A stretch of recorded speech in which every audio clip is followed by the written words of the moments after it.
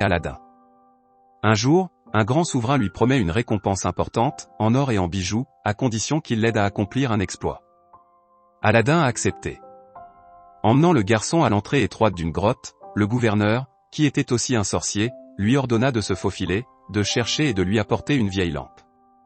Et pour se protéger d'on ne sait quel mal, il lui a offert une bague enchantée.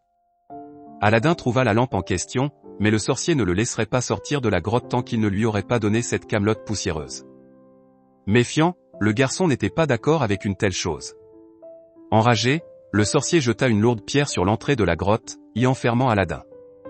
Mais le garçon, se souvenant de la bague qu'il avait reçue, la tordit 3 fois au doigt et soudain l'esprit de l'anneau apparut. Aladin lui a ordonné de le ramener chez lui immédiatement, où il s'est retrouvé au creux de sa main. Un jour, en tombant sur la lampe poussiéreuse prise dans la grotte, Aladin a commencé à la nettoyer, se frottant avec espoir, une autre apparence en est apparue, l'esprit de la lampe. Et comme il lui a dit qu'il pouvait réaliser n'importe quel souhait, le garçon lui a demandé un palais fier et des sacs d'or. Après un certain temps, Aladin est tombé amoureux de la fille du sultan du côté de la place. Les 2 jeunes hommes se marièrent bientôt, et rien ne semblait éclipser leur bonheur.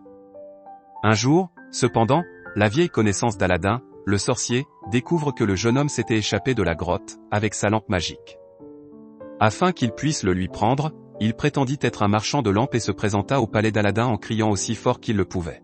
« J'échange des lampes neuves et jolies contre de vieilles lampes. » La princesse ne connaissait pas les pouvoirs de la lampe d'Aladin, alors elle a remis l'ancienne lampe et en a reçu une toute neuve du marchand. Parti en grande hâte, le sorcier surprit en train de frotter la lampe, invoquant l'esprit de la lampe et lui ordonnant « Prenez le palais d'Aladin, avec la belle princesse, tout de suite, et emmenez-nous aussi loin d'ici que possible. » Et l'esprit obéit immédiatement à l'ordre du sorcier rusé. Grande a été la frayeur d'Aladin lorsqu'il est rentré chez lui et s'est retrouvé sans palais et sans femme. Le jeune homme ordonna à l'esprit de l'anneau de l'emmener immédiatement là où se trouvait sa femme et la lampe enchantée. Et, en un clin d'œil, il s'est réveillé dans le palais qui lui avait été volé. Pendant que le sorcier dormait, Aladin reprit sa lampe.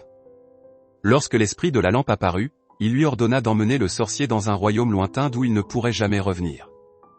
Puis il lui a demandé de le ramener, avec son palais, dans sa ville. Et à partir de ce jour, Aladin et sa femme vécurent heureux pour toujours.